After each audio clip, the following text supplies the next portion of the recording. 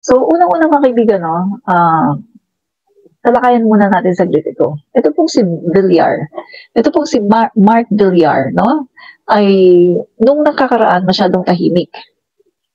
Marito Caberric, nabasa ko na pala, good morning. Good morning din po. Ito pong si Mark Villar, nung mga nakakaraan ay masyado po siyang tahimik. Kung napapansin po ninyo na nung hindi pa po naglabas ang ating Pangulo ng itong kanyang mga listahan na sinasabi po niya na may mga flood control nga na guni-guni lang, yung iba naman ay mga inuulit lang, no?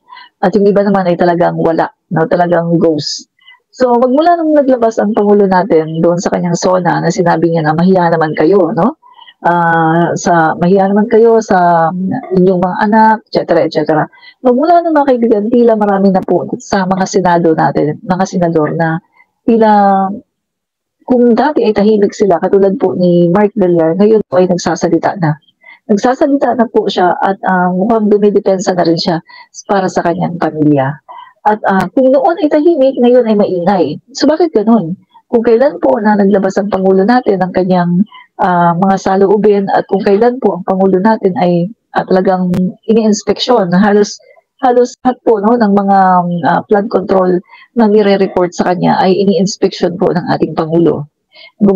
Gumawa po kasi ang Pangulo natin no, ng isang website. Che Cereza Force Admin Reach. Hi po sa inyo, no? Che, maraming salamat sa panonood, no? Salamat, no? Parang matagal kitang hindi nakita sa comment section. O baka nagbago ka lang ng pangalan, no? So, salamat sa pag-drop by, Che, no? Sandali mo, maingay yung aking upuan. So, yun nga mga kaibigan, no? Medyo, siya ngayon eh, madaldal siya ngayon, no? So, bakit kaya? So, noon tahimik siya, pero ngayon ay medyo madaldal siya. Eto kasi mga kaibigan, meron pong 11,340 flood control projects. Na itong 11,340 flood control projects na ito ay ito po ay sinabi no ng administrasyon po ng Duterte administration, lalong-lalo na nung malapit na po siyang wala na no, malapit na po siyang patapos. At sa pagkakatanda ko ay binanggit niya rin po ito sa kanyang SONA. Dali atin na natin na binanggit po niya ito sa SONA niya yung 11,340, no, na kung titingnan natin ay guli-guli lang kasi hindi naman nagkatotoo na talagang merong 11,340. Dahil nga, guys, alam naman natin na hindi naman po tumalab no? Pagpasok ng administrasyon ng ating Pangulo ay bumabaha pa rin. Kasi kung tumalab yan at kung talagang yan ay ginawa, dapat ay hindi sana bumabaha, no? Ito po, Tuesday, July 27, 2021. Ito Rodrigo Duterte SONA. Ito po mga kaibigan nakalagay po dito for flood prevention, mitigation, and control. The DPWH completed a total of 11,340 projects spread all over the country, with 7,782 projects in Luzon, 1,752 in Visayas, and 1,806 in Mindanao. So ito po yung pinagmalaki, no? Pinagmalaki po ng Duterte administration noong July 27, 2021 sa SONA ng Pangulo na meron daw flood control, may natapos daw na flood control, flood prevention, mitigation, and control. Yung DPWH, no? Ay nakakumpleto daw ng 11,340. So, ang tanong natin ngayon, dapat itong umpisahan na tingnan kung ano ba talaga ang nangyari dito. Kasi sabi nga po mga kaibigan ng mga senador, no, yung mga senador po na nag-imbestiga, katulad na lang ni Ping Lacson at nakakagulat pati si Jinggoy, sinasabi din ni Jinggoy, no, na itong mga flood control projects na ito mga kaibigan ay nag-umpisa ito, no? Itong problema daw na ito sa flood control projects ay nag-umpisa pa sa mga nakaraang administrasyon. So, aminado po, no, kahit si Jinggoy Estrada, aminado na hindi ito ngayon, no, hindi ito ngayon problema. Ito ay, kumbaga, nama ng ating Pangulong Bongbong Marcos. Katulad ng sinabi ko po, no, sa isa kong vlog nung, I think, 2 to 3 days ago, na etong mga problemang ito na nakikita ng ating Pangulo, about flood control ay hindi po ngayon lang. Ito ay kanyang namana sa mga nakaraang administrasyon. So, along the investigations, tama nga ako mga kaibigan na namana lang ito ng Pangulo natin. Hindi talaga ito yung ngayon lang na masasabi. No? Ito po ay kanyang minana sa mga past administration. Kaya, masasabi ko talaga mga kaibigan, no? Tingnan itong 11,340 na mga proyekto no, na flood control, mitigation ng DPWH. At tingnan na rin mga kaibigan ang 51 billion ni Pulong Duterte. Bakit ba tila napaka-untouchable yata no, ni Pulong Duterte? Bakit yung mga senador natin ay tila tahimik at hindi yata wala yata silang kumbaga wala yatang intensyon na itong si Pulong Duterte ay imbestigahan. Gayong napakalaki ng 70 ng 51, hindi nga 51 52. Mga kaibigan, ang sinasabi ko ay 52. Napakalaki ng 52 billion para sa iisang distrito lang, Davao City. At ang sinabi mga kaibigan, no, along the investigation of San Trillanes, karamihan doon sa 52 billion ay inilagay doon sa flood control projects ng Davao City na hanggang ngayon ay patuloy pa rin na bumabaha. Yun yung mga kaibigan, no? Bumabaha pa rin po sa Davao City. Ngayong merong 52 billion si Pulong Duterte. Ito mga kaibigan ay hindi gawa-gawa, ay hindi fake news dahil kinumpirma po ng DPWH na si Pulong Duterte ay nakakuha no, ng 51 billion yung kinumpirma ng 51 billion kinumpirma ng DPWH na nakakuha ng 51 billion si Pulong Duterte at yun nga inilagay nga sa DPWH. So, guys, no, dapat talaga umpisahan na 'yan, no? Wag nang patagalin. Forthwith dapat ito.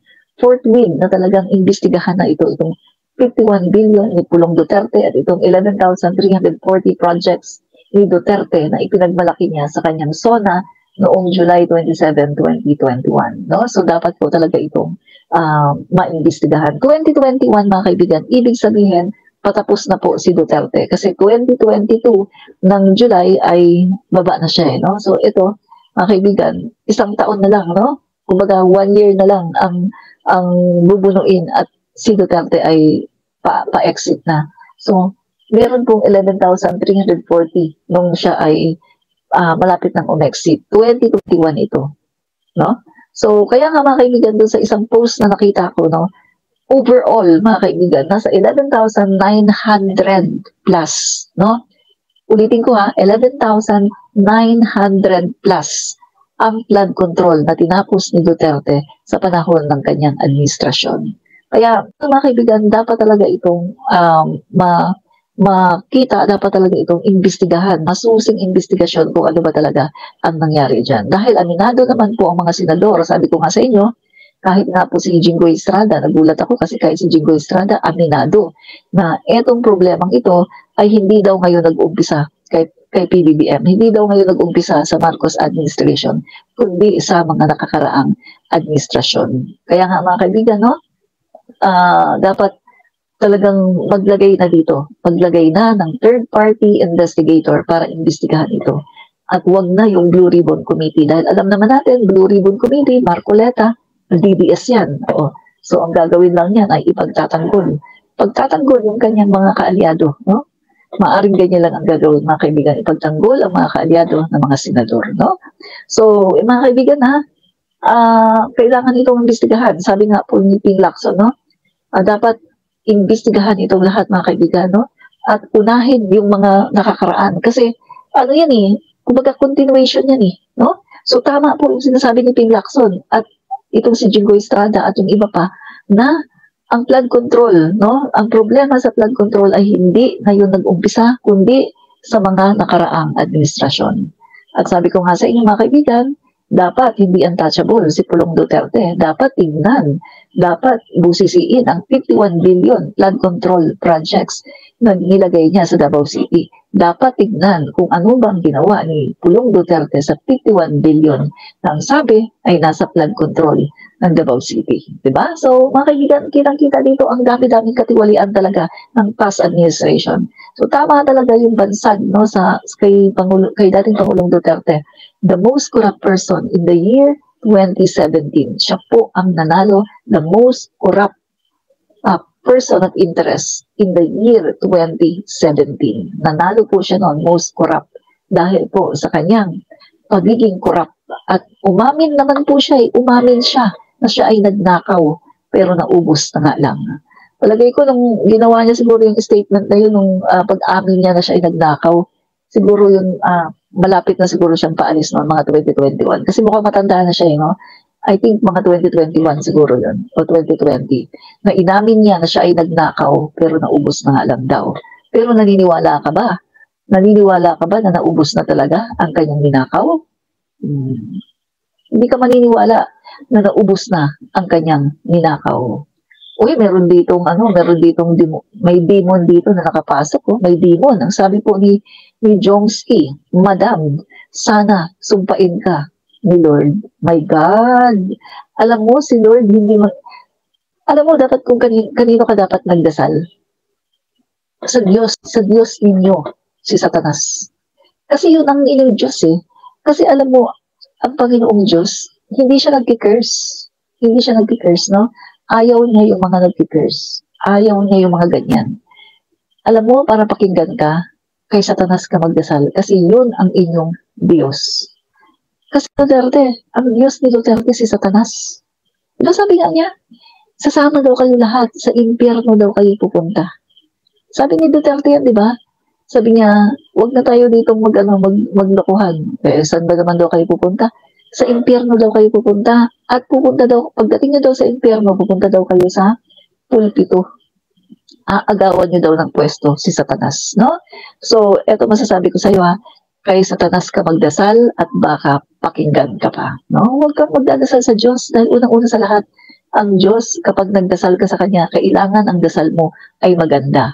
Kapag ang dasal mo ay pangit, hindi ka niya pakikinggan. Kapag ang dasal mo ay para sa ikasasama ng iyong kapwa, hindi ka niya pakikinggan.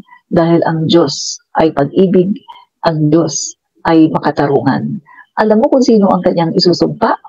Yung mga pumapatay ng tao na pumatay ng 30,000. Yung pumatay ng 30,000 at ayaw makulong. Diba? Alam mo na yun kung sino yung pumatay ng 30,000. Yung mga nagmumura, minumura ang Diyos, istupido daw ang Diyos. Oh, 'di ba? At yung nagmumura ng kung ano-ano. Oh. Alam mo, ang lahat ng wini-wish mo sa kapwa mo, babalik sa'yo. Lahat ng wini-wish mo sa kapwa mo, babalik sa'yo. In Jesus' name. 'Di ba? Kaya ano sabi? Mag-wish ka ng maganda sa kapwa mo para bumalik sa'yo. No? Pero kapag masama ang wish mo sa kapwa mo, babalik sa'yo yan. In Jesus' name. Yan ang katotohanan, no? Life is like a mirror. Kung ano ang tingin mo, yan, pag tingin mo, oh, maganda ka ba? Ganon ka din sa mirror. Parang echo din yan. Pag sinabi mo, ang pangit mo, o ang naririnig mo, ganon din. So, ganon din yun, no? Ang prinsipyo ng Bible. Pag nag-wish ka ng masama sa kapwa mo, babalik sa'yo. Kapag ikaw ay gumawa ng pangit sa kapwa mo, babalik din sa'yo. Diba? So, yung mga ginagawa nyo, babalik sa inyo yan. Diba? Babalik sa inyo yan. Kaya, ito masasabi ko sa'yo, magdasal ka sa inyong Diyos na si Satanas. At baka magkatotoo pa ang sinasabi mo. Kay Satanas ka, magdasal. Baka pakinggan ka. Huwag ka magdasal kay Jesus dahil isinusumpa nyo nga ang Diyos, di ba? Sabi ni Duterte, wala naman daw, maniwala ka? Nagpapako sa krus? O, Diyos siya magpapako sa krus, maniwala ka? Walang Diyos kay Duterte. Hindi siya naniniwala sa Diyos. At maging si Sara, hindi naniniwala sa Diyos. May video yan. May video yan, kaya hindi ang fake news. Di ba? So, tuloy natin to, no? So, eto mga kaibigan, no? Dapat talaga itong gigil sila sa akin kasi totoo ang sinasabi ko about the flood control oh. Yung mga senador ngayon umaamin na sila mga kaibigan ulitin natin yung mga senador ngayon umaamin na sila nagulat nga ako pati si Jinggoy, di ba? Umamin, ang sabi ni Jinggoy, ang problema ngayon sa flood control, hindi start sa Marcos admin, kundi sa nakaraang administrasyon. Ang sabi din ni Lacson, ay hindi naman yan ngayon nag-start eh. Yung mga nakakaraan pa yan. Di ba? Kaya itong 11,340 na flood control na sinabi ni Duterte sa kanyang SONA noong July 27, 2021, dapat itong imbestigahan kaagad. At yung 51 billion ni Pulong Duterte, dapat itong imbestigahan agad. Dahil itong 51 billion niya, di umano ay inilagay sa mga flood control dyan sa DPWH. Hindi sila untouchable. Dapat silang imbestigahan dito. Sa kasuluk-sulukan, kailangan lahat makita kung saan nila nilagay ang bawat piso. Yung 51 billion na yan, dapat yang ilabas. Hindi sila untouchable. Hindi sila kumbaga, hindi sila ligtas dito. Flood control ito, mga kaibigan, no? Ito ay pondo ng taong bayan, pera ito ng taong bayan. Bawat piso mahalaga, dapat ay ginastos sa tama at hindi dapat na winawaldas lang. Kaya ito, mga kaibigan, no, ay dapat na imbestigahan. Imbestigahan, mga kaibigan, para nang sa ganon, ang mga pera na yan ay maibalik, no? Kung hindi nila yan ibalik, mga kaibigan, dapat sila ay makulong, no? Makulong sila nang sa ganon ay magtanda sila sa kanilang ginawang pangungurakot. Diba? Guys, alam niyo ba, para ito sa taong bayan. Para sa taong bayan ito, mga kaibigan. Kasi 51 billion, napakalaking halaga nun. Hindi lang yun 1 billion, hindi lang 2, hindi lang 10 billion, 51 billion, napakalaking halaga.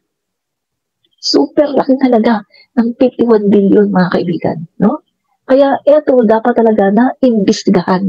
Puro na lang pangungurakot ang ginagawa ng mga Duterte na to, no? Itong Duterte na to, puro pangungurakot ang ginawa. Katulad na lang ni VP Sara Duterte na walang ginawa kundi mag-world tour at manira sa ating gobyerno. Ngayon, mga kaibigan, basag na basag siya kay Yusek Attorney Claire Castro. Basag na basag siya. Huling-huli na naman ang kanyang pagsisinungaling. Ang kapal-kapal ng kanyang mukha, mga kaibigan. Ilang beses na siya nahuhuli sa kanyang pagsisinungaling. Hanggang ngayon may gana pa rin siya na iharap ng kanyang sarili sa media.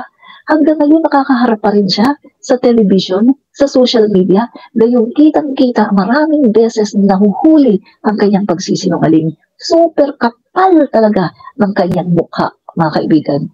Ang kapal ng mukha talaga ni VP Sara Duterte. Napakakapal ng kanyang mukha. Diba? So, ito, mga kaibigan, ha? Ito. Okay. Pahiyang-pahiya siya kay Yusek Attorney Claire Castro. And ang sabi niya dito, fake news siya, mga kaibigan, nag-fake news. Ang sabi niya, amoy alak siya, 10:30 in the morning. Doon ko na-confirm yung decision ko na mag-resign. So, hindi ako ang failure, no? Yung failure daw ay yung 10:30 ng umaga amoy alak na. Ang sinasabi niya dito, mga kaibigan, no? Nagbeso-beso daw si PBBM sa kanya pagkatapos daw niyang ibigay ang resignation letter. Ngayon, huling-huli ang kanyang kasinungalingan kasi, mga kaibigan, recorded. Merong record, merong data, at merong nag-witness. Ang sabi po ng dating PCO Secretary Cheloy Garapel, ang sabi po niya dito, eto po ang record ng Malacanang na si Sara Duterte, 2:21 p.m. Wednesday, June 19, 2024. Ayan, nag-tender siya ng resignation as DepEd Secretary at NTF-LCAC Chairperson. Take note, 2:21 p.m. Grabe, no? Napakasinungaling. Nakakatulog pa kaya ito sa gabi? Na ganito siya kasinungaling? Sa tingin niyo, mga kaibigan, nakakatulog pa sa gabi yan? Simpleng-simple lang sa kanya ang pagsisinungaling, mga kaibigan. Simpleng-simple lang sa kanya ang pagsisinungaling. Biruin mo, 10:30 in the morning daw. Nagbeso-beso daw sa kanya si PBBM kasi daw, parang paalis na siya, naibigay na daw niya yung letter, 10:30 in the morning. Ang sabi ni Cheloy Garapil, ayon doon sa documents, no, ayon doon sa record, ay 2:21 p.m. noong Wednesday, 2:21 p.m. siya nag-tender ng kanyang resignation, 2:21 p.m. niya ibinigay ang kanyang sulat. Sinungaling ang bubok na Vice Presidente. Napakasinungaling, no? So, yan ang gusto ng mga DDS na maging pangulo nila ang sinungaling. Bakit? Kasi sinungaling din sila eh. Siyempre, kapag sinungaling ka, ang gusto mo, sinungaling na leader. Kapag sinungaling ka, ang gusto mo, sinungaling lagi, puro kasinungalingan. Kasi nga, sinungaling kayo. Kaya ang gusto nyo, na maging leader ninyo, sinungaling din. Huwag nyo kaming idamay, kasi ayaw namin ng sinungaling na tao. Ayaw namin, X yan, X. Kapag sinungaling, X na yan. Ayaw namin ng mga tao na sinungaling. Dahil ang taong sinungaling, kapatid ng magnanakaw. Kaya naman pala, she spent her confidential funds ng 7 days only. 7 days only, hindi 11 days kasi hindi kasama ang mga Sabado at Linggo at hindi kasama ang mga holiday. So ang sabi doon sa Congress, 7 days only, hindi 11. So, ang sinungaling katambal ng magnanakaw. Kaya naman pala siya magnanakaw kasi malaki siyang sinungaling. Kaya naman pala siya sinungaling ay kasi magnanakaw siya, di ba? At hanggat hindi niya nakiklear ang kanyang pangalan through impeachment trial, siya ay mananatiling magnanakaw sa paningin at sa puso ng mga Pilipino. Hindi siya malilinis. Ang kanyang pangalan ay hindi malilinis hanggat hindi niya nakiklear ang kanyang sarili sa impeachment trial. Siya ay mananatiling magnanakaw. Magnanakaw sa isipan at sa puso ng mga Pilipino. Siya ay isang magnanakaw. Diba? Real talk lang tayo dito ha. Walang personalan. Real talk ito. Real talk. Totoo ito, totoo. Diba? So, napahiya na naman siya mga kaibigan, ha? Mabuti nakakatulog pa siya. Guys, wala. Kawawa ang mga anak niya, no? Sa totoo lang, naawa ako sa anak niya kasi maliliit pa yung anak niya. Wala siyang bilang isang nanay, parang wala siyang maitulong maganda sa anak niya. Hindi siya nakakapag-set ng good example sa kanyang mga anak kasi sinungaling eh. Tapos yung anak niya nag-aaral yan. Oh. Sana hindi ibuli. No? Sana hindi makaranas na ibuli. Kasi kapag ganito yung nanay mo, sinungaling. No? Nakikita sa social media, sinungaling. Pagkatapos, sa social media, buong mundo nakikita. Nagtitreat, nag-hire ng assassin. Nag-breakdown. Kakahiya, no? Tapos, magpupugot pa ng ulo. My God! Desperada. Desperada. Dapat siguro kumanta na lang siya ng Desperado. O, bagay sa kanya, no? Desperada. Yan, diba? Ano pa? Yan.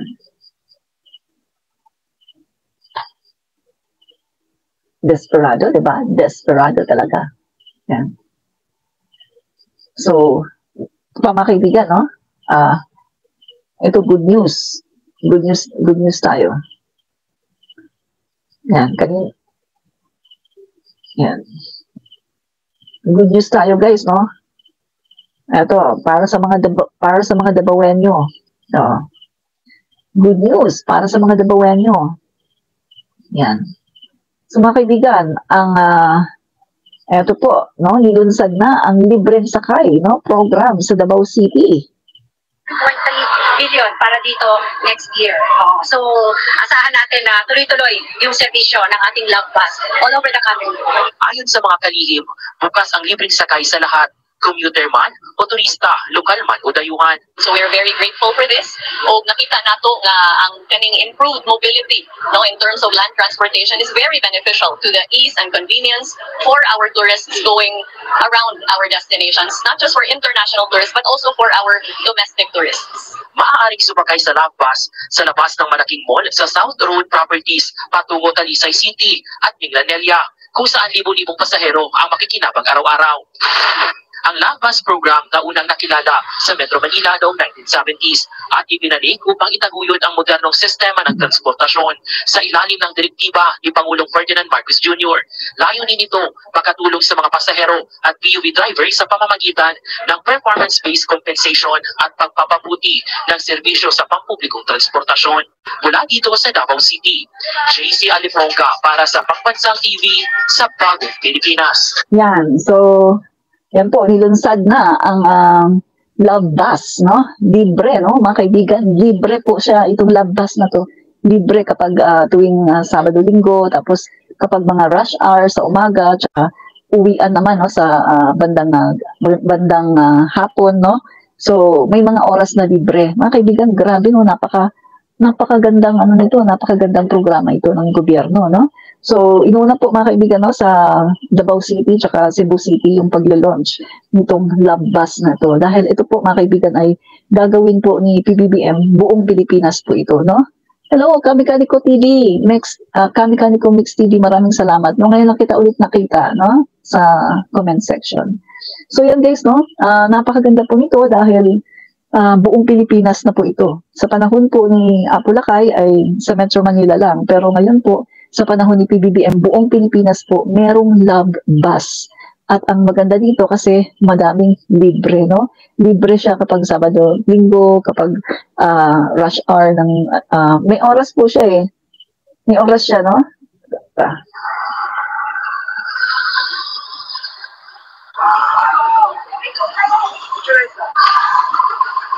Yan. Afternoon po. Afternoon. Afternoon. Sakay tayo. Hindi pa sila ba?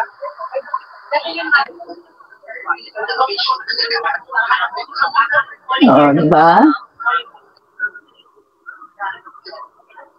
Yes, Kami-Kaniko Mix TV. Dati sa Metro Manila lang to. Pero ngayon ay sa buong Pilipinas na ito, no?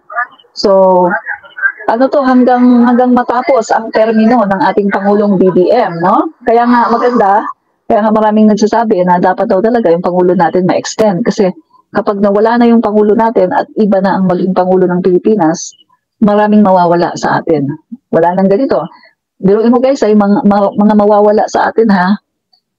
Unang-una, wala nang 50% discount sa mga LRT, MRT, ang mga senior citizen, ang mga PWD, ang mga estudyante, mawawala na yan, yung mga 50% discount na yan pag wala na si PBBM. Kasi ano lang yan, kay PBBM lang yan. Ano pa, mawawala na rin ang 20 pesos na bigas pag wala na si PBBM. Ano pa, mawawala itong mga lampas na to, na mga libreng sakay na yan, mawawala lahat yan. Ano pa, mawawala din mga kaibigan, malamang, yung mga pagpapalaganap ng PBBM ng mga renewable energy. Ngayon nga, di ba, ang pinapagawa, 200 na mga power plants, no? Iba-ibang mga, may mga geothermal, meron pang mga solar, wind, iba-iba yan, mawawala lahat yan mga kaibigan, no? Malamang hindi yan pagpapatuloy. At yung mga dams, yung mga bridges, at yung magagandang mga programa, mawawala lahat yan mga kaibigan, hindi yan pagpapatuloy. Kung iba ang magiging Pangulo, no? Kung hindi din lang, no, si Speaker Martin Romualdez ang magiging Pangulo, hindi po yan matutuloy. Dahil matutuloy lang po yan kung ang magiging Pangulo ulit si PBBM or si Speaker Martin Romualdez. Doon po matutuloy. Pero kapag hindi po sila, lahat yan mawawala. Yung nai-enjoy natin ngayon, mawawala na, no? At lalong-lalo na kung isang Duterte ang maupo, babalik na naman tayo sa kadiliman. Babalik na naman ang patayan, kabi-kabilang patayan, purong patayan. Walang pagpapaunlad ng Department of Agriculture, walang benteng bigas, walang pagpapagawa ng mga fiber backbone, pagpapa-electric sa mga remote areas, wala yan, no? Hindi mangyari yan. Tapos mahihinto pa yung mga pabahay, wala yan, no? Kapag Duterte ang naupo, ang gagawin lang, magpapatay ng tao. Yun lang ang gagawin, walang iba, no? Patay. Yan lang ang gagawin ng Duterte administration. Yan lang po, dyan lang naman talaga nag-focus ang Duterte administration sa pagpatay ng tao. Kaya nga nagkaroon ng 30,000 na mga namatay sa panahon ni Duterte dahil dyan lang talaga siya nag-focus sa pagpatay ng tao, no? Kaya nga ngayon nasa dahil siya, di ba? Yan. So, isa pa guys, no, good news pa ito, no, para sa mga taga Davao. Yan. Good news para sa mga taga Davao, no? Yan, dala.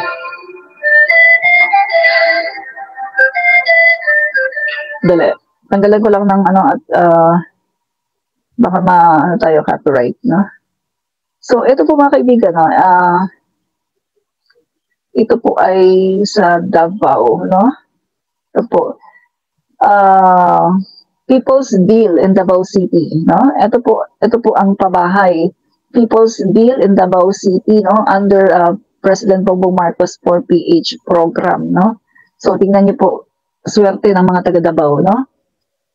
Kayo ay inaalala ng ating Pangulo. Yan. Tanggalin natin yung ano, yan. O, mga kaibigan, o, ang dami niya, no? Yan po, mga kaibigan, no? 72 buildings. Yan. Sa Davao po yan, ha? Davao City. Yan. Central Park. Yan. Yan. Davao City po yan. Yan. Kita nyo. Yan po ang pinapagawa ng ating Pangulo, no? Pabahay ito, ha? Para sa mga Pilipino. Pabahay po yan. Hindi basta-basta na pabahay. Ito po ay talagang masasabi natin na world class, no? Pang world class. 14, grabe yung land area, mga kaibigan, no? Ang laki pala nito, no? Pambansang pabahay para sa mga Pilipino. Ang laki po ng land area, oh. People's Deal, Kalinan District, Davao City. 14.200, sadali. Ang bilis. 72 buildings. Yan. Ang ganda, mga kaibigan, no? Ang ganda po, hindi po basta-basta itong pinagawa ng ating Pangulo, no, sa Davao City. So, yan po mga kaibigan, no? Napakaswerte po talaga ng mga taga Davao dahil kahit na binalahura ang Pangulo, no, ng inyong mga leader diyan, no, ay ang Pangulo po natin ay hindi po marunong magiganti. Hindi po siya marunong magalit, hindi po siya marunong magiganti dahil ang Pangulo po natin ay may mabuting puso. Kaya naman, ang mga Marcos po ay blessed na blessed, no?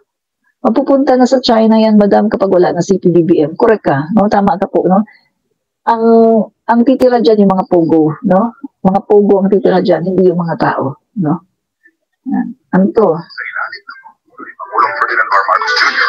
Ito pa. Sa mga bukid, ang serbisyong dati ay kailangang paglaanan ng pamasahe at oras. O, yan pa. Ang Mobile Soil Laboratory ay konkretong hakbang tungo sa bagong Pilipinas. Isang bansa kung saan ang serbisyo ay lumalapit, hindi pinaghihintay.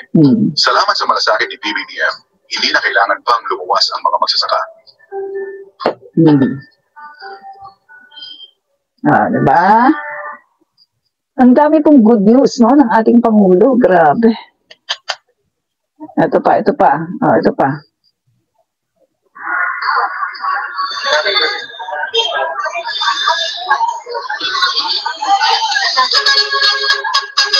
Okay naman pa din student kami, masyado madaming kaso. So, nagbawas din po sa pamasahe sa transit. Okay naman po kasi hindi na po may mapasa. Kulay puti po yung damit namin. Bawas din po sa damit na suot namin.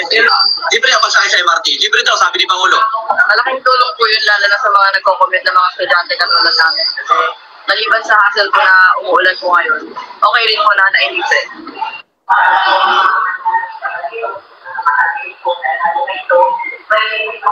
Yan. So, biruin mo mga kaibigan estudyante, 50% na lang. Senior citizen, 50% na lang. PWD, 50% na lang. Tapos kapag may mga baha or may mga okasyon or holiday, libre lagi. Saan ka nakakita niyan? No? So, wala pong ganyan sa panahon ni Duterte. Walang ganyan, mga kaibigan. No? So, ang nakakaisip lang talaga ng mga ganyan, si PBBM.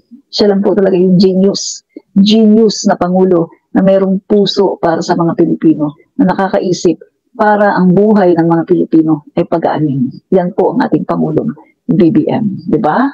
Kaya siya po ay lalong minamahal ng taong bayan. Sabi mga kaibigan, no? Kasi nararamdaman po ng taong bayan ang tunay na serbisyo.